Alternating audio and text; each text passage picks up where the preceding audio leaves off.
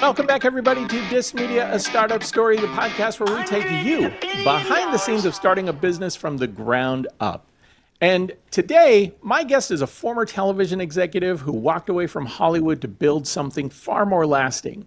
She's a media strategist, best-selling author, award-winning screenwriter, and producer and founder of Same Page Publishing. She's a creator of 3 proprietary frameworks, tongue-tied here. The Strategic Showrunner, the Movie Trailer Mindset, and the Spoken Author Method. Her latest book, Turn 7 Words into Wealth, 7 Ways to Make 7 Figures as a Thought Leader, is a complete system to help people build their personal brand, launch a book, and generate a 7-figure income as a thought leader in the age of AI. The book just won the Reader's Choice Book Award and the Literary Titan Gold Award in 2026. She's been on ABC, CBS, KTLA, CBC, Oprah Radio, Success Magazine, Elle Magazine, and the Huffington Post. And believe it or not, she's chosen to spend some of her valuable time with us today. So we are so happy to welcome Aurora Winter. Aurora, how are you?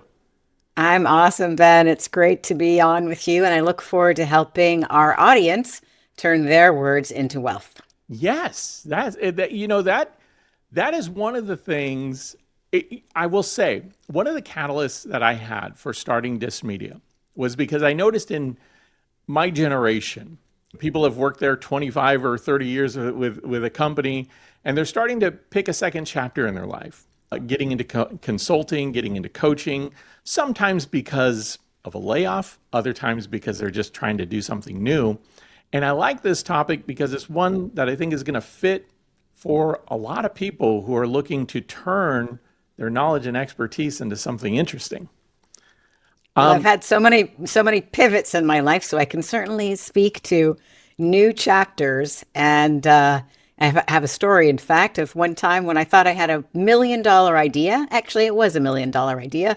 However, that business was about to close because we were spending more money than we were bringing in, even though we had a great idea. So my husband and I were running this business in Vancouver, BC, Canada.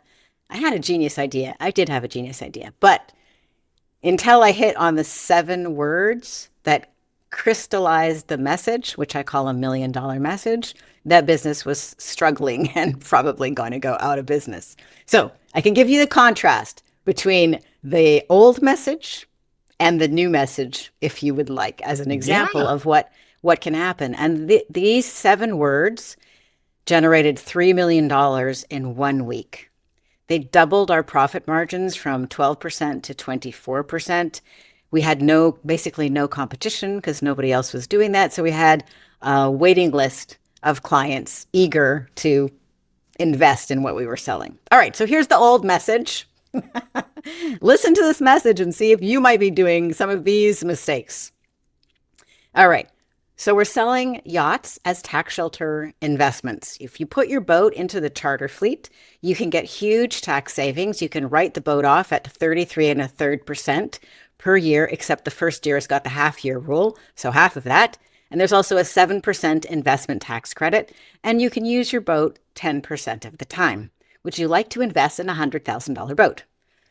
Or that message did not work. That is the wrong message, and probably the audience is going, "Oh, that's kind of like, I'm trying to do the math in my head as you're talking." Yeah, exactly. And then I gave people a phone book size, with all of the answers to any question you might possibly have about this. Instead, I came up with this 7-word message, which was 5 weeks of sun, fun, and tax shelter. It's actually the same idea. It was the same product, the same service, the same team, but the $1 million message resulted in $3 million of business in a week and doubled our profit margins, whereas the $1 million idea was buried in what I said at first. So I give that example because I think especially people who have PhDs like you do, Ben, or people who have been working in their area of expertise for many years, it's so easy for us to not meet the other person at step 1 because we get into step 14 and they go, So that's an example of $1 million message. And that's what I do at my company, Same Page Publishing. We help people get really clear on the message that will turn their words into wealth. I love that because as somebody who is verbose, and I've talked about how, often my coaching is, Ben, your emails are too long. I can certainly benefit from learning how to cull down a little bit of my language, right? And get a little bit more targeted and specific. Well, you could hear in, 5 weeks of sun, fun, and you don't expect the next thing to be tax shelter. So it's got the Yeah. tension of stand-up comedy. And that's what you want. You want your message to be a little bit unexpected so that you grab attention and people are like, "What? Tell me more." So that was the first of many times when I went, "Oh my gosh, it's all about the message." Yeah, it really, well, and it's funny because when I first started doing dist media, it took me a while to explain to people this whole thing, as I even made an attempt as we did earlier. And I finally just boiled it down to help managers, leaders, and entrepreneurs get better at what they do. That's it in a nutshell. That's what we try to do. And then we go from there. And hopefully that makes people curious enough to want to dive in and hopefully stick around. There you go. All right, so I'm going to ask you a question, but then I'll answer it for myself to give you a second to think. So Okay. I'm curious why you chose the name Dist Media. And while you think, I will say the reason I chose the name Same Page Publishing is because I come on the same side or the same page as my clients. As together as a team, we help write books, create videos, and create their $1 million message. But why did you choose the name Dist Media? Dist media. So, okay, I'm a Gen Xer. This is a throwback term, right? So, back in the day, early days of hip hop, things like that, people would say, don't diss me, right? Don't disrespect me. I am a person who's been in business and academia, and I don't have a background in journalism or media.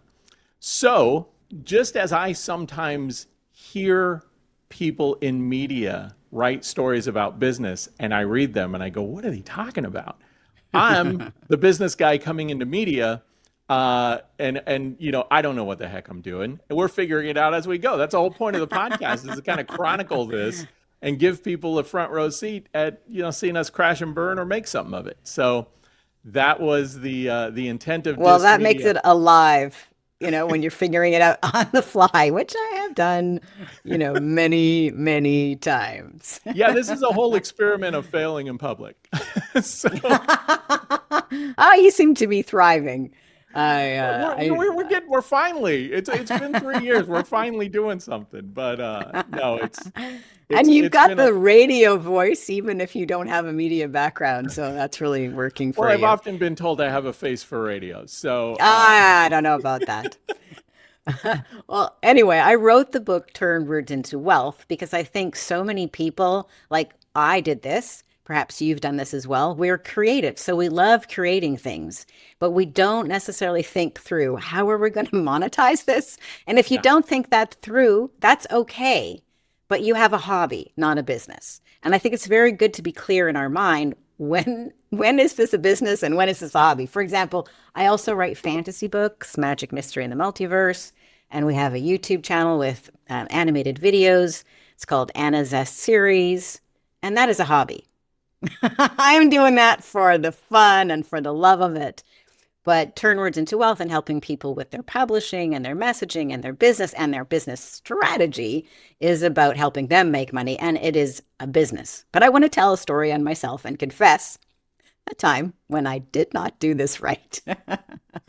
So, telling a little bit of a story, I'm a young widow. My husband died when I was 31 and our son was 4.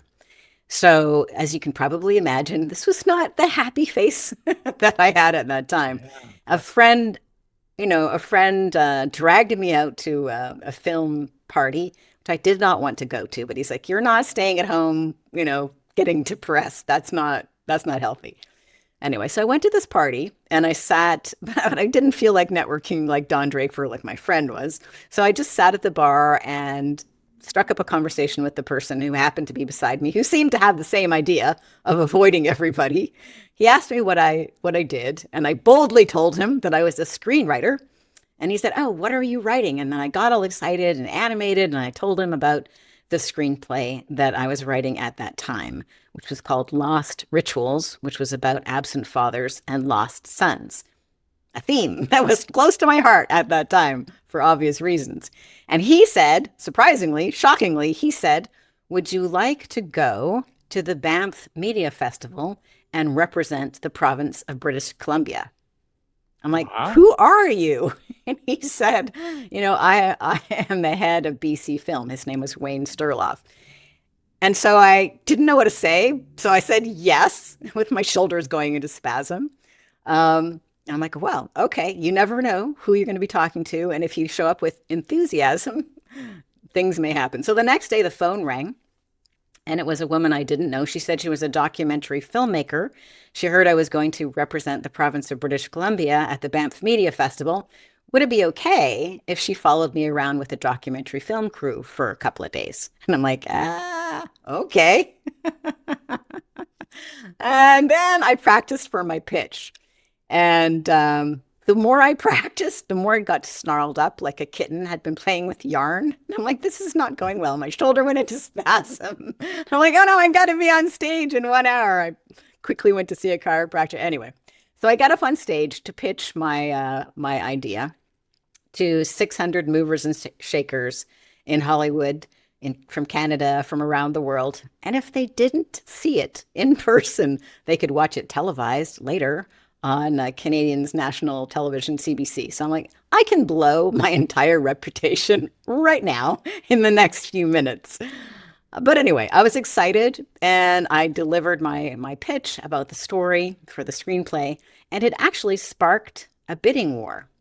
And I was very lucky because my agent was there, and so she fielded offers from my behalf. So I had done so many things right. But here's where I confess. When the producer said, "What do you want?" I didn't have an answer ready. I hadn't done the homework on how much is a screenplay worth from a first-time unproduced writer. What is a good deal? I just said, talk to my agent, which was kind of a cop-out because really, if I'm running a business, I should have some answers to the question, what do you want?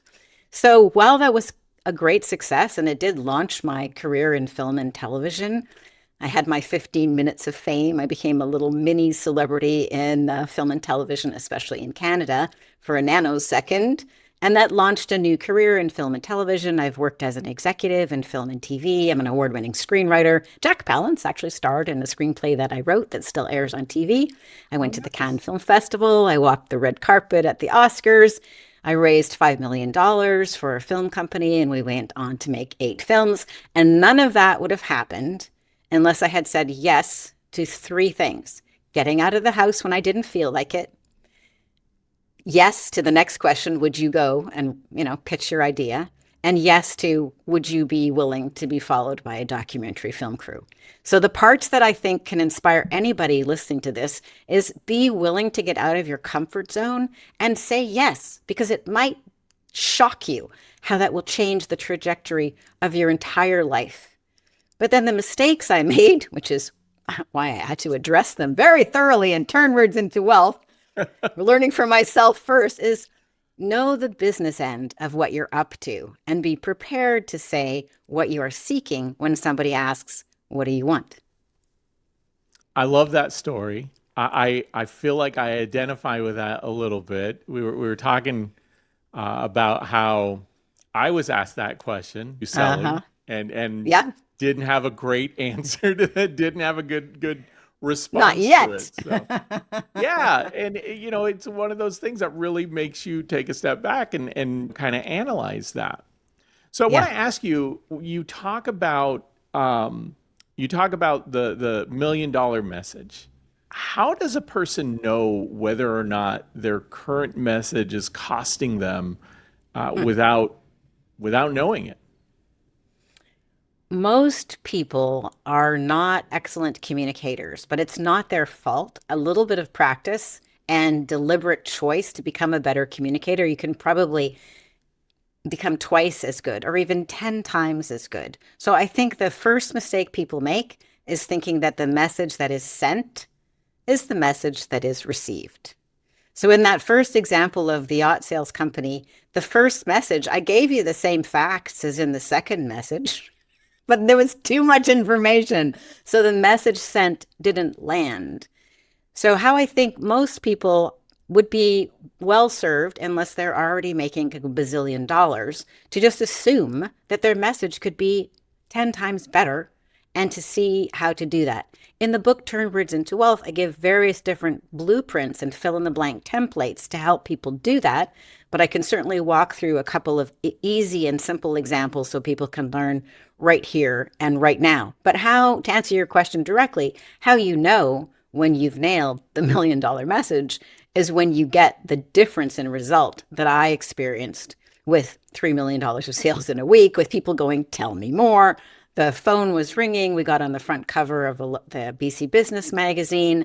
We got interviewed on radio. That is $1 million message. And you can feel it in your body because it's electric. People lean in and they want to know more, right? Or they're curious.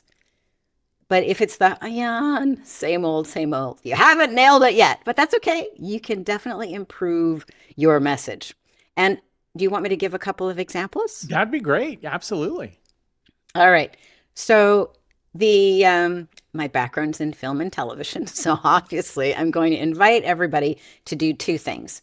One, first off, I really want to invite everyone to be the hero of your story, of the exchange, of the conversation, and just show up as your most heroic self, where you are there with a divine gift for the other person. And with that energy, so instead of showing up like, oh, nobody wants to hear what I have to say, or I don't have something useful to say, or just kind of shy and thinking, and I'm going to stumble over my words, forget all of that energy and show up like you are a gift, like you are an archangel and you're a gift from God and you have something to say that could change that person's life. And so you're going to say it as clearly and as in the most concise, compelling, engaging way that you can, because that's your mission as an archangel. Okay. The young kids call that main character vibe, right? There you go. Main character vibe. That's what we want to go for. And then I would like everyone to start collecting their own stories and the stories of their clients or patients whose lives they have transformed, and turn each one into a simple hero's story. We all know the hero's story, the hero's journey, because we've seen it in all of those Hollywood blockbusters. And I go into depth with more steps in the book, Turn Words into Wealth, but really simply, it's you start off with a problem, spotlight on hero, problem, and then say the hero is, let's call the problem a dragon. So the hero has got to slay the dragon. But if the hero just whips out his or her sword and slays the dragon, that's not a story. And that is a common mistake that people make. They don't want to show the struggle and the suffering and the setbacks, but that is needed to be a hero, right? Okay, so you are the hero with a sword. You need to slay a dragon. Tell people 3 ways that you struggled or you failed or you stubbed your toe or you had to sharpen your sword before you get to and then I slayed the dragon, right?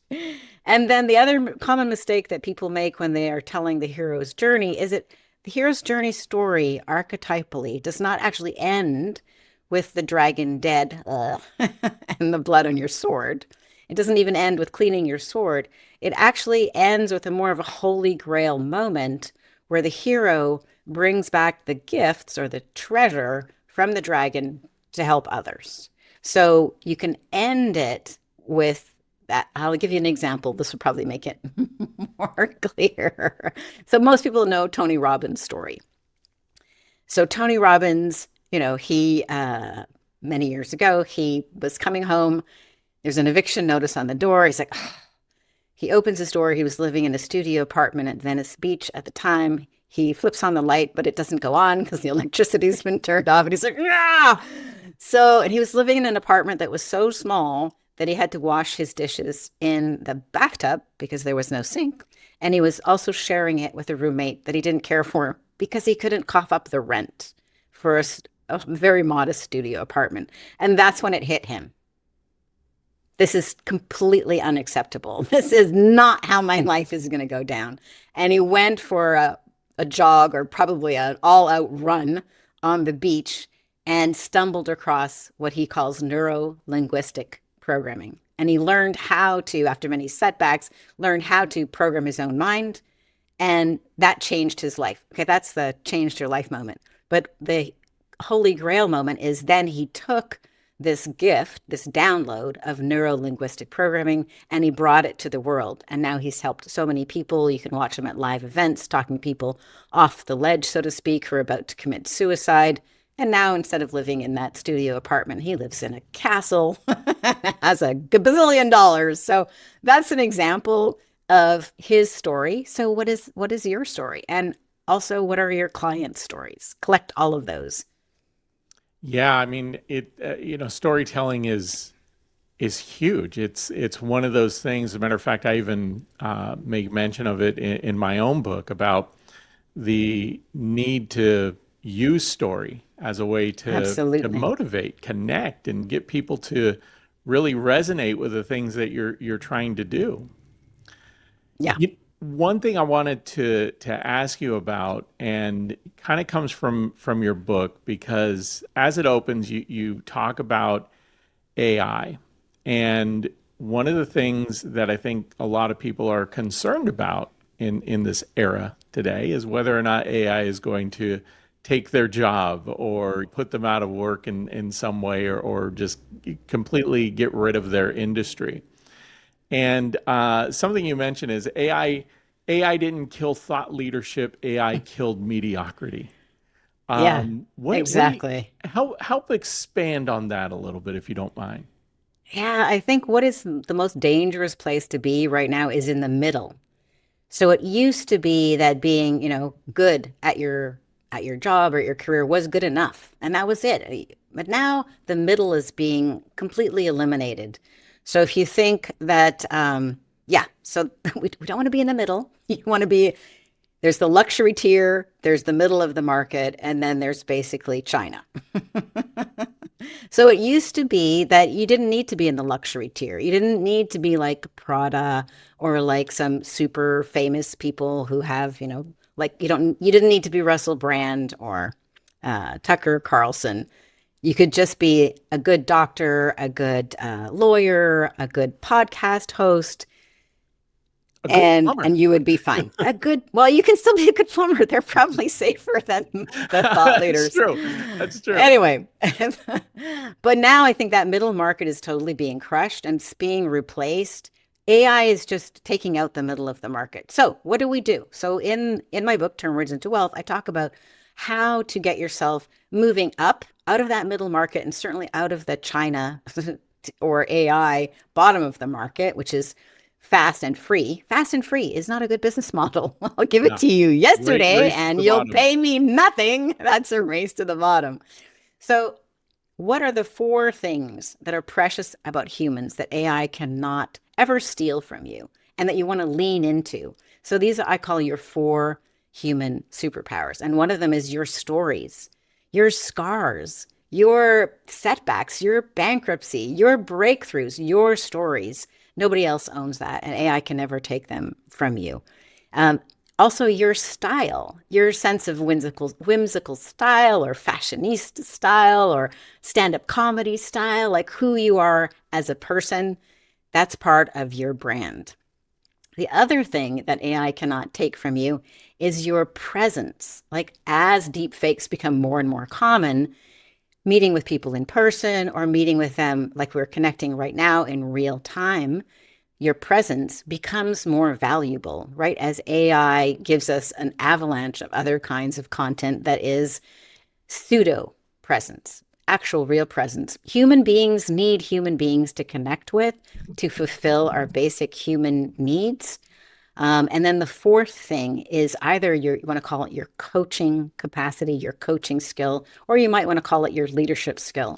So I like to remind people about the Socratic method. So Socrates asked questions. And that's what I do as a coach. A good coach asks powerful questions and then waits for the other person to discover the answer. And that is key, because when the other person discovers their truth for themselves, you actually form new neural pathways in your brain. You're actually helping that person to have a penny drop, have a eureka moment, and it will fuse in their brain as a new pathway that they will have from then on. AI works the opposite way, right? We ask it questions. It gives us the answers. So probably that'll be making us stupider, because we don't actually get new neural pathways. So as a human being, when you are working with other people, can you ask powerful questions? Can you see greatness in them that they don't yet see in themselves? Can you invite them to step into it? Because that will be one of your superpowers to play to. Couple reasons why I love this. Number one, you started out making the comparison of kind of that race to the bottom. One of the things I often teach, coach a lot of business students, and at some point I'll teach a class. We got to come up with a business, come up with a strategic plan. And often people will say, we're going to be the least expensive. Oh, gosh. The problem with least expensive is that it is a race to the bottom. Whenever you compete on price, you take profitability out of everything. Like Walmart has done it. Like discount retailers do it all the time. What you really want to focus on is quality, is why what you're paying is getting you something of value, right? Your ultimate value proposition, right? And so I love the fact that you're saying, no, let's not make it a race to the bottom, and let's add in that value proposition of who we are, where we came from, how we benefit you, how we can turn this real life thing. Because AI is great, but it's not a replacement for thought. It's not a replacement for execution. It's really bad at being unique. It corrals you into mediocrity. It does. It really does. So, exactly. If you want to stand out, if you want to be unique, you have to learn to craft whatever it is, your words, your persona, your problem solving, all of that. You have to know how to pull that out of yourself.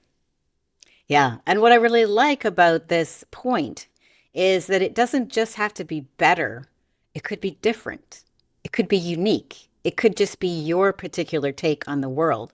So better can seem like a hard hill to climb all the time, but there are different degrees of betters. Like Taylor Swift's, when she re-recorded the Taylor Swift's versions of her songs, that mattered to fans. That Taylor Swift's version was the real one, just like a Prada bag or a beautiful piece of art. Provenance matters. Where did this come from?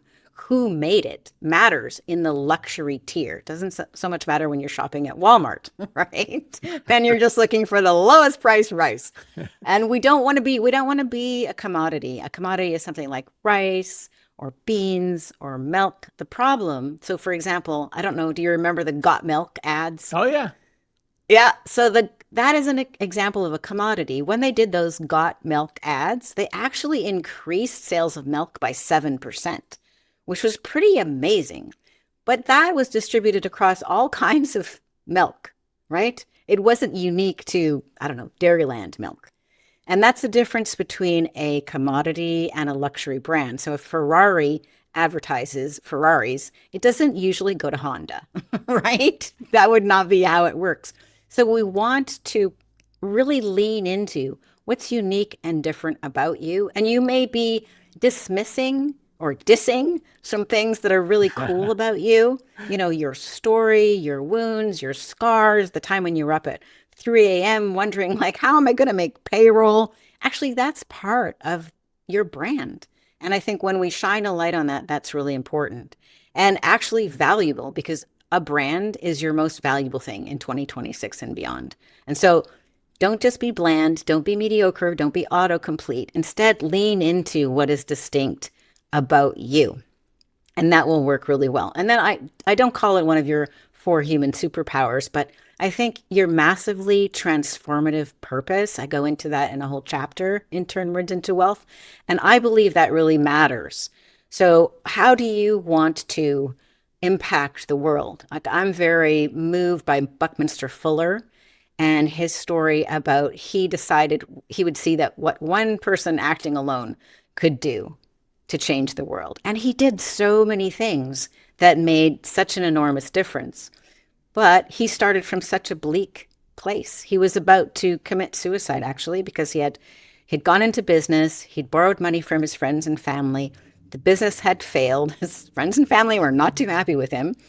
And then his baby daughter died. And he was about to end it all when a voice came to him and said that he didn't have the right to end his life, that his life didn't belong to him. And so Buckminster Fuller chose to lean into that, or I guess he was moved and overwhelmed to lean into that, and decided he would see what he could do. And he helped with poverty. He invented the geodesic dome, which created low-cost shelter, which we should really have in Los Angeles with the homeless people. And he did so many things out of doing his best to make a difference. He wrote a bunch of books, had, 60 or 70 patents. But he also, surprisingly, in the 1950s, made $1 million, which is like $12 million today. So when you seek to do good, if you don't have a kink in your hose of receiving, you can also do very nicely. Thank you very much. But I want to challenge people to really think through, like, how would you like people to remember you? And step into that person today. Along with what you've just said, and earlier you'd mentioned Tony Robbins, there's a focus on mindset. And it's such an important thing. And in your book, you talk about things like imposter syndrome, procrastination. And those are things that can really kind of trap you, hold you back. What are some things that people should be thinking about as a way to kind of reframe those things that can constrict you a little? Well, once you have identified those 4 human superpowers and you've identified how you'd like to impact the world, then I think you have full permission from me to lean into AI. But use it to amplify your message, not to make it generic drivel, because that is a race to the bottom. So use AI. And then also, I would love people to have a spirit of experimentation. Like, when I have a really serious, we've got to solve this problem energy, it's no fun. But when I have a lighthearted, hey, let's see what we can do with this in 90 days, fun things happen. I'll tell you one more story. I took my MBA, actually. I took a year off. I went to Italy and I got my MBA. So I'm edumacated. But at the end of that, I'm like, oh, what next? I could go anywhere, do anything. But after spending all my spare cash on the MBA and living in Italy, and my business was stalled, I'm like, well, do I start a new business? Do I reactivate the old business? Do I get a job at Netflix? Like, what do I do? So I decided to do a little 90-day experiment and just see. At that time, I was known as the founder of the Grief Coach Academy, and I had dedicated several decades to really helping people overcome grief. But I felt like, okay, I've got that box ticked. I don't want the rest of my life to be about that. I'm ready for a new adventure. So I took a 1-hour podcast interview, kind of like this, with a host who had interviewed me before. And I quite liked it. It was about marketing. It was about messaging. And I turned that into a little book. It's called Marketing Fast Track. So Marketing Fast Track is the little book that could. And then I offered it to my email list, which at that time was 12,000 people. But it was 12,000 people who knew me as the founder of the Grief Coach Academy, not 12,000 people who wanted help with their marketing, messaging, or publishing a book or publishing videos, right? Different audience. Totally different audience. So I offered them this little book, Marketing Fast Track, for free, and then gave them 5 follow-up videos, adding more value, building know, like, and trust, talking about the value of a message, talking about the value of a book, and then invited them to sign up for a business breakthrough call, which they could do at bookcall.biz. And what happened in that 90-day experiment, because if that experiment didn't work, maybe I was going to have to apply at Netflix, was I received $250,000 of new business in 90 days. So that was like confirmation that people did want my help with their marketing, messaging, and their videos and their books. And it was also like, oh, I guess I got a seven-figure business again. But I think part of why that worked was because I was lighthearted about it. It was like a 90-day experiment. So you asked at the very beginning, how can people know that they have their $1 million message? Well, try a little experiment with real people giving you real money, not asking your friends and family or your mom, do you like this message? But no, if people are willing to give you money and that you can do that within 90 days, you're probably onto something, right? And people can get that book, Marketing Fast Track, for free on my website. They can go grab that on Amazon and other places as well. And what I do is I reveal the exact scripts the emails that I sent, exactly what I did, exactly how it turned out, so you can model that. Nice. Well, Aurora, I know we've got a hard stop coming up, and there's one question I definitely want to ask you before we wrap up, which is, All right. what is something that you're working on right now that is really getting you excited and up and ready to go? Oh my gosh, I am having so much fun. Yesterday, I recorded 5 videos for my YouTube channel, which is called Strategic Basics. And on Strategic Basics, we actually take breaking news stories and then we turn them into business breakthroughs. And I'm just finding it like so much fun to do that and so interesting to be, I'm finding it interesting to pay more attention to the news and to also challenge myself. Like, what do I really think about this? And to present that in a little package of like a 10 or 15-minute video. So I'm really excited about, like you, I'm really excited about YouTube and shooting videos and creating content that can help others. And I have a second YouTube channel, which is called Anna Zest Series, which is based on my fantasy trilogy for young adults. It's kind of like Doctor Who meets Harry Potter. And we're doing very short, like 2-minute videos, but they're very polished. They're like a little mini movie trailer or a book trailer, and that's at Anna's S series. So I'm super stoked about that. And then I actually love what I do. I was like pinching myself yesterday. I'm like, I love helping people with their books. I love helping people create their strategic plan.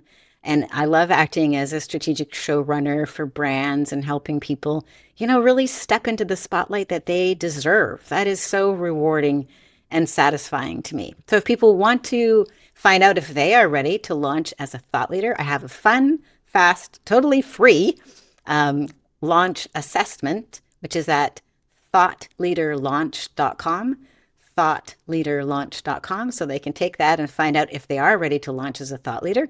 And if they are ready, what to do next. And if they're not ready, what might be stopping them so they can blast through that quickly. And then, of course, my new book, Turn Words into Wealth, 7 Ways to Make 7 Figures as a Thought Leader, that just launched not even a month ago.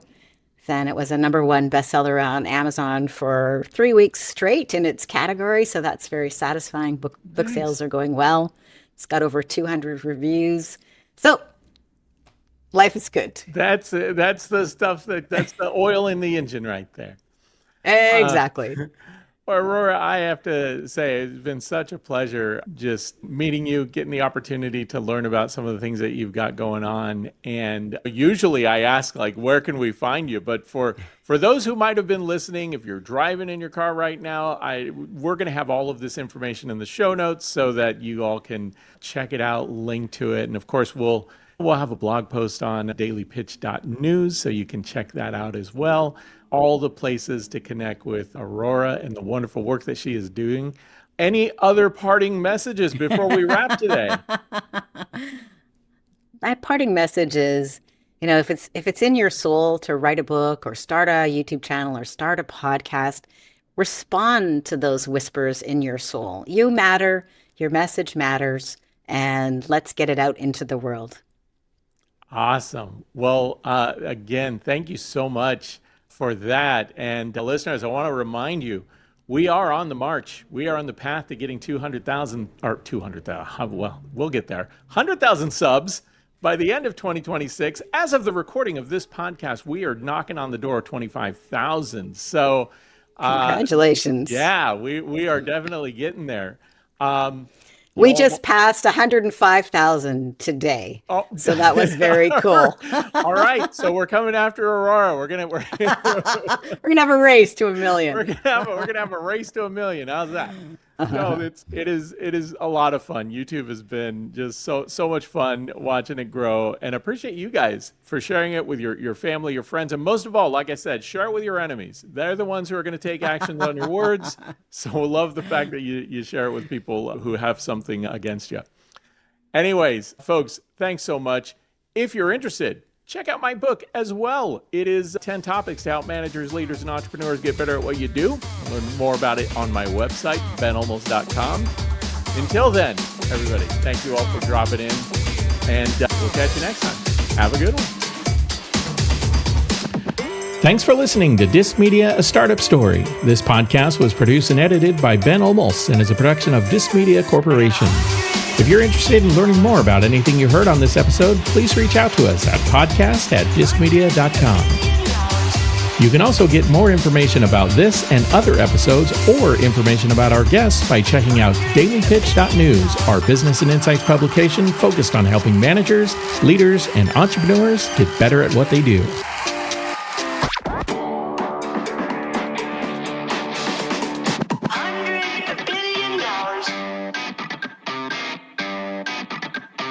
$100 billion.